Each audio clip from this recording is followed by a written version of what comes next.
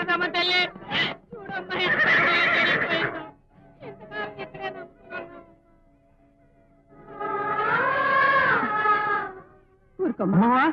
ఏంటి ఏంటిదంతా ఏం జరిగింది? ఏం చెప్పమంటావు బాబు, మన కాలనీలో నీళ్ళని ఖాళీ చేయమని అందరికీ నోటీసులు పంపారు. 25 ఏళ్లుగా తలదాచుకుంటున్న స్థలాన్ని ఎందుకు ఖాళీ చేయాలని అడిగినందుకు చిన్న పెద్ద అనే తేడా లేకుండా అందరినీ సావగొట్టారు. ఉన్న పొలాన్ని ఇల్లు ఖాళీ చేయమంటే ఎక్కడ కడతాం బాబు? శారదమ్మ తల్లి చేతుల మీదుగా పట్టాలు ఇప్పిస్తారనుకున్నాం, కానీ ఇలా నోటీసులు తీసుకుంటాం అనుకోలేదు. ఇన్నాళ్ళు ఈ నేల తల్లిని నమ్ముకున్న వాళ్ళం చివరికి తల్లిని వదిలేసి వెళ్ళిపోమంటే ఎలా బాబు? నోటీసులు పంపించింది ఎవరమ్మా? కొత్తగా వచ్చిన కలెక్టర్. కొత్త కలెక్టర్. కలెక్టర్ గారు! కలెక్టర్ గారు!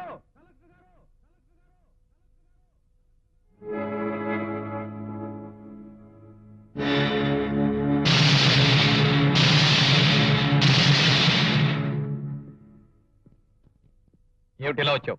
నీతో కొంచెం మాట్లాడాలి. అయితే ఆఫీస్కి వచ్చి కనపడు. కలెక్టర్ గారు మాట్లాడేదేదో ఇప్పుడే ఇక్కడే నా ఎదురుగుండానే మాట్లాడమనండి. అవునవును, ఇక్కడ మాట్లాడటమే మంచిది. ఏమిటిది? నోటీసులు. పేదోళ్ళ గుడిసెలు ఖాళీ చేయించే అధికారం మీకెవరిచ్చారు? ఒక కలెక్టర్ గారి అధికారాన్ని కాదనే హక్కు నీకెవరిచ్చారు? ఓ సోస్, సగల మీద ఉంది బండి. నో ఎంట్రీ రోడ్డు మీద అడిగేస్తే డాషింగ్ అయిపోతుందని మీ అత్తగారికి చెప్పండి. జట్కా నువ్వు మట్ట ఏం కలెక్టర్ ద్వారా ఏ అత్త అయినా పిల్లనిచ్చి కట్నం ఇస్తుంది. నువ్వేంటి హోల్ టౌన్ అంతా అత్తకు రాసిచ్చేసి అల్లుడు అయిపోయావు? ఏమిటి నువ్వు అనేది? ఏమన్నానా? మన అత్తోరి ఆనందం కోసం కూలోళ్ళ గుడిసెలు పీకించడానికి ఏమాత్రం దానా లాగించావు? ఏ నీకేమైనా వాటా కావాలా? అడగాలనుకుంటే నన్ను అడుగు. వారే వా, చిత్తుల చిత్రాంగి. చూటేసుకున్న కలెక్టర్ను కాదని చీర సింగారించిన నిన్ను అడగాల? నిన్నైతే బాగా అడగచ్చు. ఏంటి వంట చేసావా? ఏం చేశావు? చేపల కూర, మట్ట గుడిసెల పులుసా? బట్టలు ఉతికావా? పని చేయించుకోవడమే గాని పని చేయడం ఈ కంచు కట్ల అమ్మాది జాతకంలో లేదు జట్కా. నీ చేత నీ అల్లుడి చేత పని చేయించుకోవడాకే వచ్చాను మక్క. ఎవరవయ్యా నువ్వు? ఇన్నేళ్ల మా కాపురంలో మా ఆవిడ ఎదురుకుండా నేనే నోరెత్తలేదు. ఎందుకు నువ్వు అట్టారుస్తా? అయినా ఈ కాంపౌండ్ లో మగాళ్ళు మాట్లాడకూడదు. ఓ ఎంకప్ప, నా పేరు నీకు ఎలా తెలిసింది? ఇంకా చాలా విషయాలు తెలుసు. నువ్వు ఒక చోటమని, సత్తమ్మని, కన్నాయిగాడు అని, పెళ్ళాన్ చేతిలో పెంపుడు కుక్కమని ఊరంతా అనుకుంటున్నావు. మధ్యలో మాట్లాడావంటే హంటర్ తో కొడితే సెంటర్ లో పడతావు. మా ఇదారు సంపడమా అని ఆ మొక్క అంటతో ఎందుకు? నోటితోనే తప్పొచ్చుగా. ఇదిగో బాయ్యా, ఈ మగాళ్ళతో మనకెందుకు? పదపోదాం. అమ్మమ్మా, ఏమిటి న్యూసెన్స్? అడ్డమైన జట్కా వాళ్ళు తిరగడానికి ఇది ఇల్లా బస్ స్టాండా? రా పాపాజీ, సమయానికి వచ్చావు. ఇది ఆడసింహాలున్న గుహను తెలియక ఒళ్ళు బలిసి వచ్చాడు ఈ జట్కా వీరుడు. అది ఆ రోజు నిన్ను అవమానించినందుకు ఈ రోజు నువ్వు నీ చెప్పుతో కొట్టి మన కంచుకట్ల వారి కాటా దెబ్బ తినిపించు. కొడతాను, కాస్ట్లీ చెప్పుతో కొడతాను. టాంగా వాణ్ణి కొట్టడానికి బాటా వాళ్ళు తయారు చేసిన లేటెస్ట్ చెప్పుతో కొడతాను.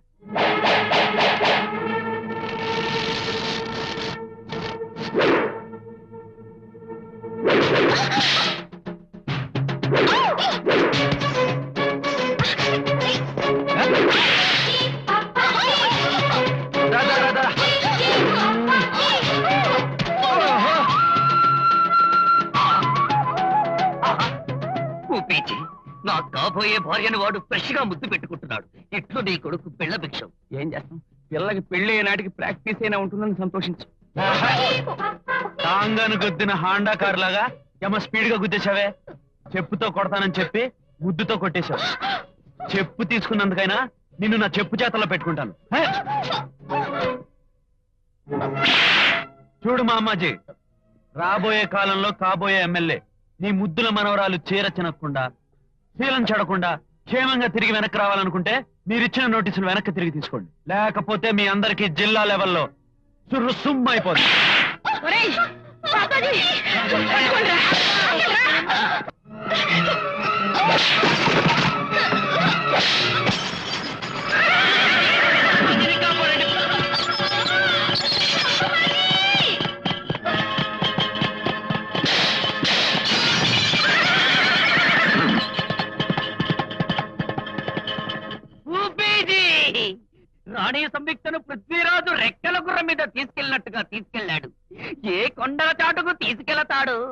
తట్టడం తట్టడం తడాట్టడం అని ఏ పాటలు పాడుకుంటాడు? ఏం చేస్తాను రా బిళ్ళ, సీజన్ అటువంటిది, ఏ పాట పాడినా చూడక తప్పదు.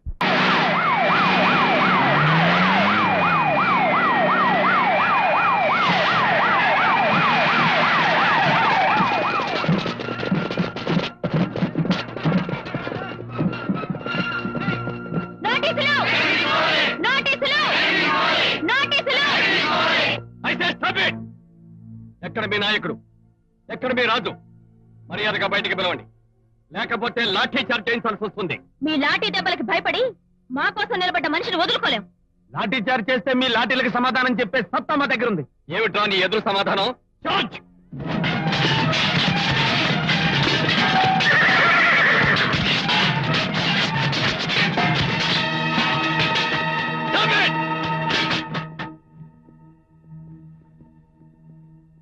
ఏ నేరం చేశారు నా అమాయకుల మీద దౌర్జన్యం చేస్తున్నారు? నీలాంటి నేరస్తుడికి చోటు ఇవ్వటమే వాళ్ళు చేసిన నేరం. నా కూతుర్ని బలవంతంగా ఎందుకు ఎత్తుకొచ్చావు? బలవంతులను బలహీనలు నోరు నొక్కితే ఈ బలహీనల కడుపు మంట మీకు తెలిసి రావాలనే బలవంతంగా నీ కూతురుని తీసుకొచ్చాను. కన్న కూతురు మీద నీకు ఎంత ప్రేమ ఉందో కట్టుకున్న ఇళ్ల మీద కూడా ఇక్కడ ప్రతి ఒక్కరికి అంతే ప్రేమ ఉంది. మాటలు అనవసరం. మర్యాదగా నా మనవరాలు ఎక్కడుందో చెప్పు, లేకపోతే పిట్టను కాల్చినట్టు కాల్స్తా. నన్ను కాల్చమని ఆర్డర్స్ ఇచ్చే హక్కు నీకెవరిచ్చారు? ఈ పోలీసులు నువ్వు ఇచ్చే జీతం మీద బతుకుతున్నారా, లేకపోతే ఈ తుపాకులు మీ పుట్టింటి వాళ్ళు ఇచ్చిన పసుపు కుంకాల? అయితే నేను అడుగుతున్నాను, మర్యాదగా నా కూతురు నాకు అప్పగించు. ఇచ్చిన నోటీసులు మర్యాదగా వెనక్కి తీసుకో, నీ కూతురు క్షేమంగా ఇంటికి తిరిగి వస్తుంది. అన్ని సెక్షన్లు వదిలేసి ఆఖరికి బ్లాక్ మెయిలింగ్ సెక్షన్ వచ్చామన్నమాట. అట్లాంటి పాప పనులు తెగబలిసిన మీరు చేయాలి గాని తెగించి మేం చేయలేం. అగో ఆ దూకుడే వద్దన్నాను. నువ్వు ఒక్క చేయెత్తే నిన్ను కొట్టడానికి 100 చేతులు సిద్ధంగా ఉన్నాయి. ఆ తర్వాత నీ అల్లుడు ఈ పోలీసులు ఎవ్వరూ నిన్ను కాపాడలేరు. రాజు, దిస్ ఇస్ ఫైనల్ వార్నింగ్. మర్యాదగా నా కూతురు నాకు అప్పగించు, లేకపోతే షూట్ చేయిస్తాను. దేనికైనా సిద్ధంగానే ఉన్నాను. దమ్ముంటే షూట్ చేయి. Shoot him.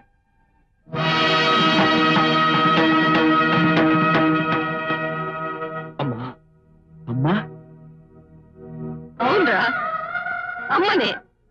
అమ్మ ఇంకా బ్రతుకుందని గుర్తుందా? ఎందుకు చచ్చిపోలేదని బాధపడుతున్నావా? ఓహో, ఈ తిరుగుబాటుదారుల్ని వెనక నుంచి నడిపించే నాయకురాలివి నువ్వే అన్నమాట. కొడుకు దూరమైనా పొగరు తగ్గలేదు, ఒంటరి బ్రతుకైనా ఇంకా అహం చావలేదు. అల్లుడు గారు, ఇలాంటిది మీ తల్లి అని చెప్పుకుంటే మీ స్టేటసే తగ్గుతుంది. ఇంకా ఇక్కడే ఉంటే మళ్ళీ అమ్మ అని పిలిపించుకుంటుంది. పదండి. అమ్మగారు, కలెక్టర్ గారు మీ అబ్బాయా? ఏమిటిదంతా?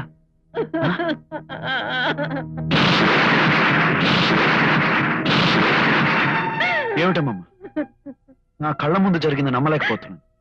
ఆ కలెక్టర్ గారు నా కన్న కొడుకే బాబు. అబ్బమ్మా, ఇంతకాలం నీ కొడుక్కి దూరంగా ఉంటాను కారణం? కారణం నేను కాదు బాబు, ఆ అమ్మాజీ.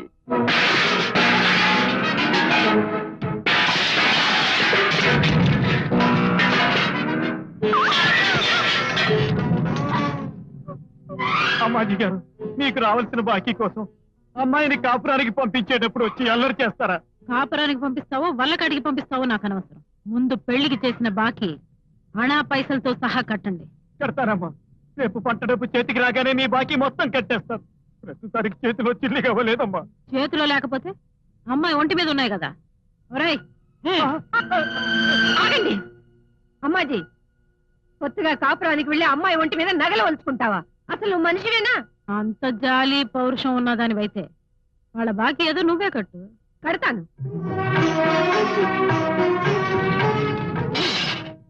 ఇంకెంత డబ్బు రావాలో లెక్క చూసుకో.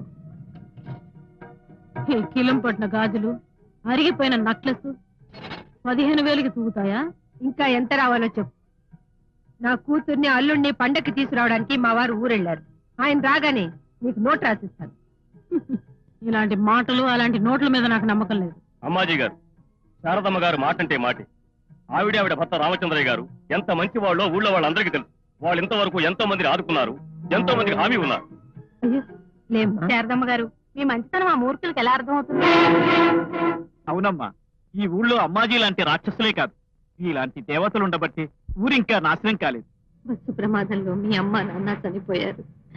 మీ తాతయ్య తన కాళ్ళు పొగొట్టుకుని నిన్ను మాత్రం దక్కించుకున్నారు.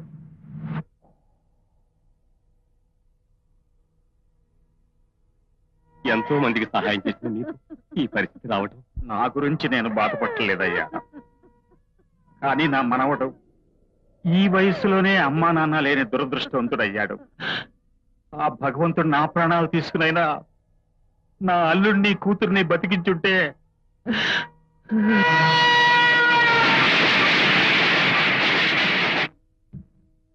నాన్న, చదివిన చదువులు చాలు.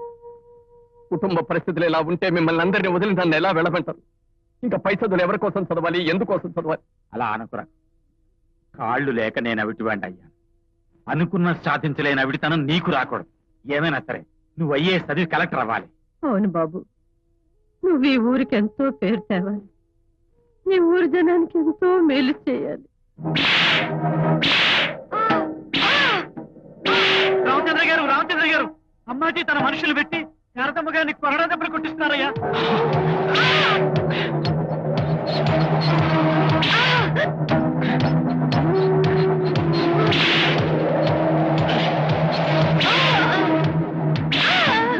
ఆపండి!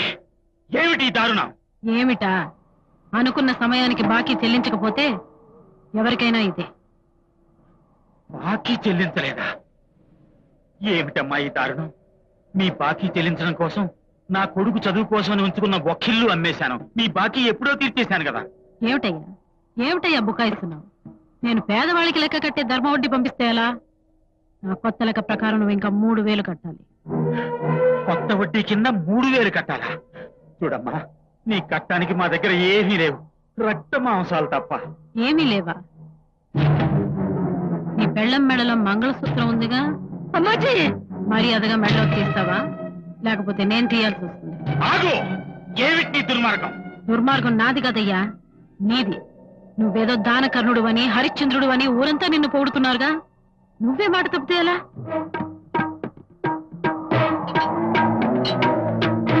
చూడమ్మా, నా భార్య మెళ్ళలో 3 ముళ్ళు వేసి తాళి కట్టింది నేను.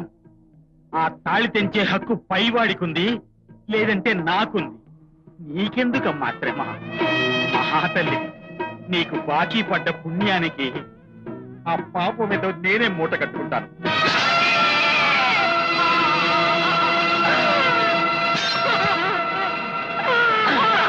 తీసుకో తీసుకో తీసుకో తీసుకో. ఎంత పని చేశారండి? శారదా, బాధపడదు శారదా. మనం మోసపోయాం. ఇచ్చిన మాట నిలబెట్టుకోవడం కోసం నా ప్రాణాలే వదులుతున్నాను. శారదా, ఎన్ని కష్టాలు ఎదురైనా రఘుని కలెక్టర్ని చేస్తానని నాకు మాటి శారదా, మాటి. తప్పకుండా.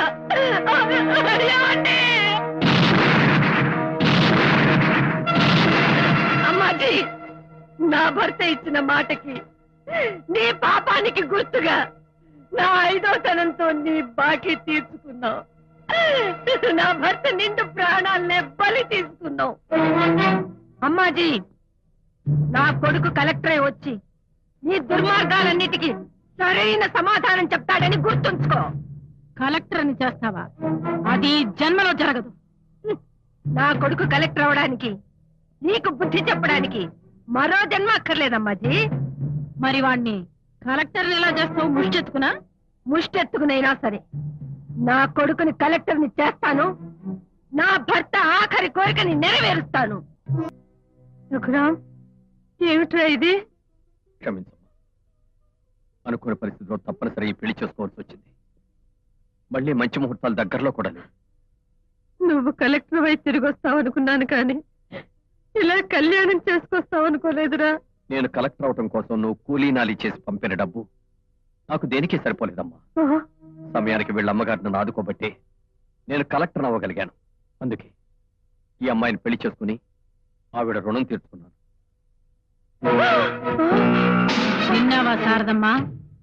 కలెక్టర్ అయింది నీ కొడుకు కాదు, నా అల్లుడు. మా అమ్మాయిని చేసుకున్నందుకు ఇల్లు మారింది, ఇంటి పేరు మారింది. ఈ రోజు నుంచి అతను కంచుకట్ల రఘురాం. కలెక్టర్ గారు,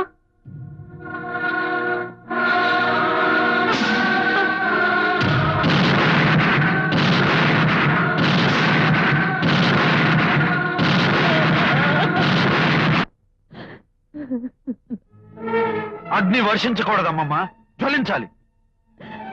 బాబు